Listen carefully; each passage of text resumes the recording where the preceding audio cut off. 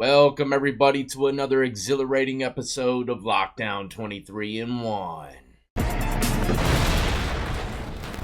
That's right, today we are trying something new once again. A different variation of crime and prison related news. Usually I find one story to bring to y'all's attention and go into depth on it. But today I'll be giving you a rundown of some of the, I guess you could call it a little news channel for prison. That's right, man. I'm not going to go into super depth on these stories, but I'm going to bring them to your attention. And if it is something that you might want to hear in depth on, then let me know in the comment section below and maybe I'll do it. Now, first, before we get into 23 in 1 lockdown news, if you enjoy this type of content, do not forget to hit that like, subscribe, notification bell before you leave, and check out my playlist with many more videos for you to start watching today. One more thing before we get into it, let me fix what I said in the beginning. It's not just prison news, it's going to be crime related as well. And this first one is a crime story unlike anything I've ever heard. Coming from Illinois, an individual who's accused of a mass stabbing that left 4 dead. Christian Soto, 22, appeared in court facing multiple counts of murder and attempted murder after the attacks across different homes in Rockford last Wednesday. Among the victims were a 15-year-old girl, a veteran mailman, and the suspect's friend and his mother. Mr. Soto's brief hearing on Tuesday at Winnebago County Courthouse was to determine whether he could ask to be released pending his trial. That was denied. Mr. Soto told investigators on Wednesday that he was smoking something with his friend Jacob at an address on Holmes Street that afternoon and became paranoid because it was laced with some kind of narcotic. Mr. Soto then immediately picked up a knife and ended up killing his friend Jacob and his mother. After that, Mr. Soto is accused of attacking mail carrier Jay Larson, 49, with a knife. Mr. Larson eventually succumbed to his injury. Now, after taking the lives of 3 people, he's not done. Following those situations, Mr. Soto allegedly broke into a house on Cleveland Avenue, where 3 teenage girls were. The suspect reportedly beat all of them with a bat. He ended up killing one of the 3 teenagers, 15-year-old Jenna Newcomb, and she's the last one to be killed by his hands, but it's not over yet. The 15-year-old's mother said that she passed away, saving her sister and friend from further harm. After reportedly telling the girls that he was going to get a gun, Mr. Soto then allegedly broke into another home on the same street, where he stabbed a mother in the face and attacked her adult children. This guy's on a real rampage right here. All 3 survived, thankfully, with the mother chalking it up to the family dog biting Mr. Soto and her son defending himself with a syrup bottle.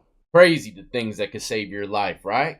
Now Mr. Soto leaves and is accused of breaking into another home, this time at the intersection of Florence Street and Eagleston Road. The woman in that home fled, with Mr. Soto allegedly chasing her down and stabbing her in the street before a good Samaritan stopped his car to help, and then he got attacked as well.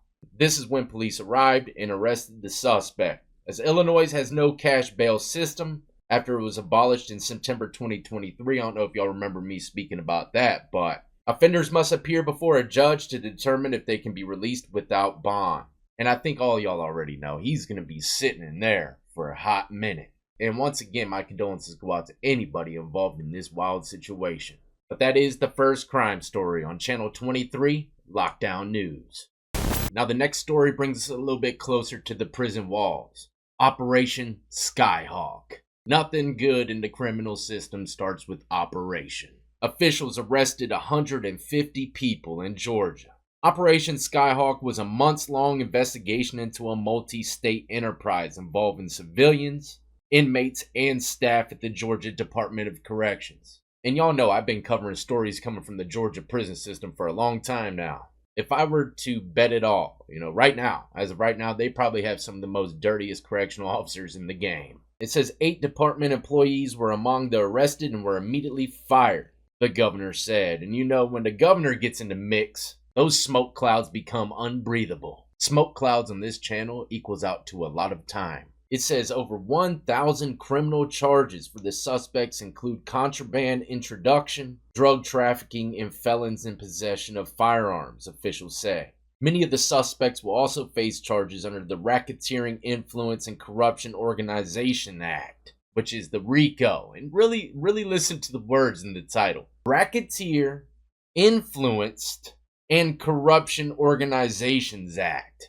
That's a big window with those words. A lot of different things could fall in line with that. but it says that this will possibly be the largest gang RICO in state's history. And to get all these charges and stuff, it only took them a month. A lot of operations that these federales and law enforcement get into can take several months, maybe years. So if you're to ask me, these guys, man, they're either going to be doing a lot of rolling or they're going to be doing a lot of time in prison. Chances are, by the amount of people that got hemmed up, man, it's going to be snitch central. Who knows, maybe all 150 heads to keep it solid, huh? The investigation revealed that they were using drones to smuggle all this contraband into prisons across Georgia. And the contraband ranges. They got a list here of what they found. It says a search and arrest warrants were issued Thursday at 2 locations in the metro Atlanta area. Investigators have recovered over $7 million worth of evidence, including, y'all ain't gonna believe this, man, 87 drones.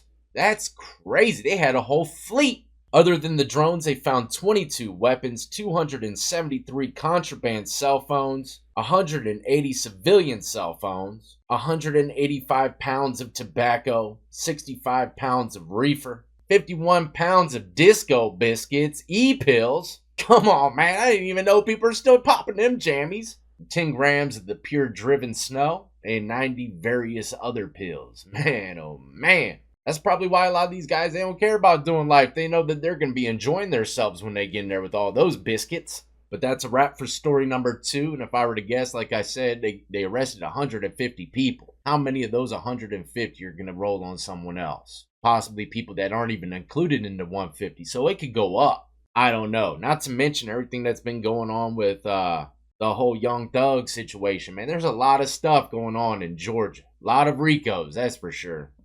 Now for the next story, we're traveling into the Michigan prison system. I actually spoke about this story in the past, but there wasn't too many details or images to go with it. So, with that being said, a Michigan prisoner has been sent to court for trial in connection with the murder of his cellmate and assaulting another inmate. Prosecutors say Michael Ketchum went to breakfast and stabbed a fellow inmate several times in the head, neck, and arm on October 18, 2022. Now, not only is that a wild image in my head, first thing in the morning, going to breakfast, people probably thinking about beating the deuce, which means going into line more than once to get more trays. And you make it, you're going to get your second tray, you're happy. Next thing you know, someone's getting sliced up right in front of you. Say goodbye to that tray, everybody's going back to the housing unit. But when the officers went to Ketchum's cell, they found something even more disturbing. His cellmate was hogtied, strangled, and stabbed to death underneath his bunk. This guy was on a mission. He was already serving over 70 years in prison. Ketchum, 46, was charged with first-degree murder, assault with intent to murder, and being a prisoner in possession of a weapon. Ketchum was moved to Ionia Correctional Facility. Hopefully I pronounced that right. But this prison right here, or at least the area in this prison that he's at, is classified the highest security level you can be in. Yeah, this guy's going to be by himself in a cell, if you were to ask me, for the next 10 to 15 years. But who knows? I've seen some guys, they kill an inmate and get transferred back to GP in 5. And whenever I read these stories, I always think about the COs as well. I put myself in everybody's shoes. And just imagining these guys walking into some of these gruesome crime scenes in the cell, it probably causes a lot of them to lose some sleep. Not to mention, how can you even go home? Let's say, some of these guys that walk into cells and see these things, have like 4 or 5 kids, a wife, How can they even go home and vent about that? They can't. They just got to kind of keep it bottled up. Who knows, man? It's just crazy situation all the way around.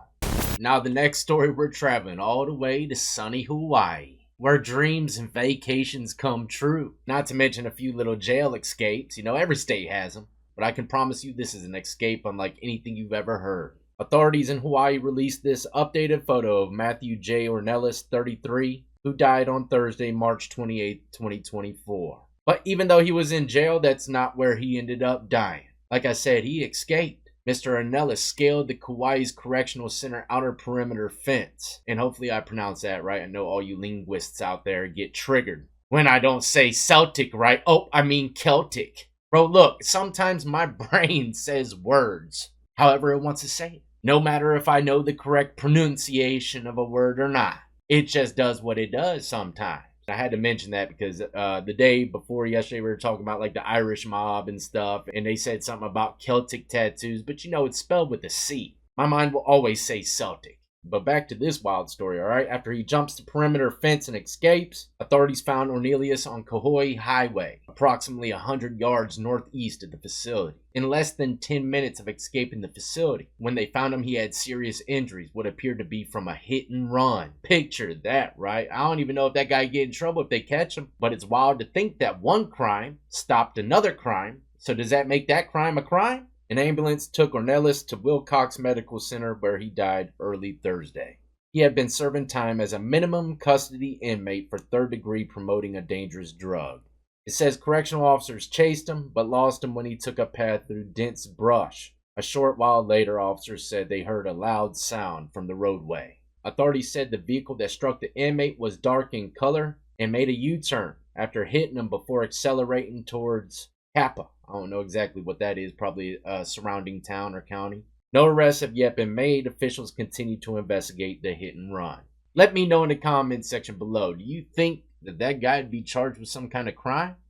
Now for the next story, it's a two-parter. We're going to be traveling back to 2013 in the streets of Ohio. But as of March of this year, there was an update on this individual about something that he did to his cellmate in prison. But like I said, let's travel back to 2013. This is a picture of him at 31 years old. He was convicted of a murder and sentenced to a prison term of 15 years to life. Jedediah Lang admitted to Knox County authorities that he killed Gross Cup 52 on February 12th. Lang said that he and his co-defendant Amber Pelote had been drinking with Gross Cup all day in Gross Cup's Shirley Avenue apartment. When Gross Cup and Amber got into an argument, Lang then got into a fight with Gross Cup and put him in a sleeper hold. An autopsy report confirmed that Gross Cup was asphyxiated. But let's jump into the recent news of what he did to his cellmate. Lebanon, Ohio, an inmate already serving time for murder has now been indicted for killing his cellmate. Jedediah Lang, and I apologize, I do enjoy saying his name a bit. But he's been indicted for 2 counts of murder, strangulation, and felonious assault, according to the Warren County Court records. Prosecutors say that Lang and his cellmate at the Warren County Correctional Institute got into an argument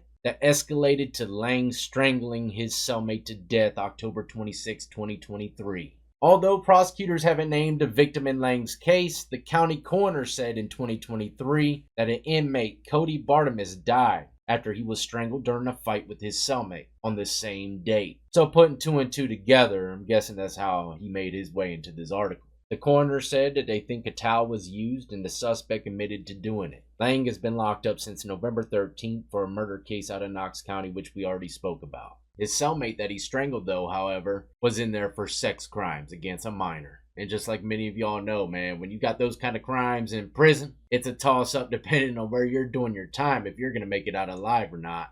But that's a wrap, ladies and gentlemen, of the first episode of 23-in-1 Lockdown News. Coming to you pre-recorded from the compound. If you enjoyed this type of format, let me know and I'll bring plenty more your way. But I'm out of here as always. I got to go hit the gym and get these biceps right. And then them back arms.